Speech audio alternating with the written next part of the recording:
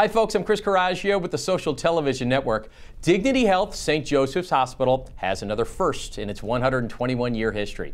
Just before Christmas, the first quintuplets were born, and now Mom and Dad, who moved here for the delivery, are speaking to the media about their new family. We moved here from Virginia. We drove cross country with our dog and got here just staying in a rental apartment, and we were home in that apartment until 31 weeks gestation, and then came to the hospital and delivered at 32 weeks and a day.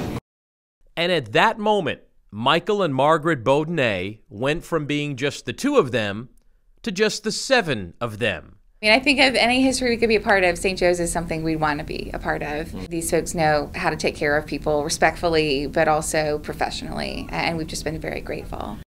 St. Joe's is my family right now because we're not from here and we don't know anyone here, so these nurses and these doctors are our family. We really started to get to know St. Joe's when I started coming to labor and delivery off and on for random concerns with my health, and they've been preparing for us for so long. When we got here, it just felt like it was a well-oiled machine. I mean, they knew exactly what to do. The nurses were well-trained. There was a special project kind of task force ready for us. So the organization and efficiency has been very impressive. The reality for me set in right after the delivery, when Dr. Elliott and Dr. Shavira finished.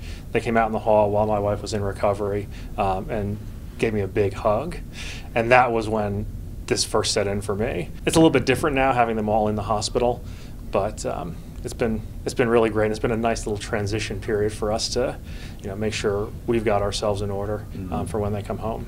World-renowned perionatologist Dr. John Elliott led the St. Joe's staff in delivering little Ava, Clara, Camille, Luke, and Isabelle.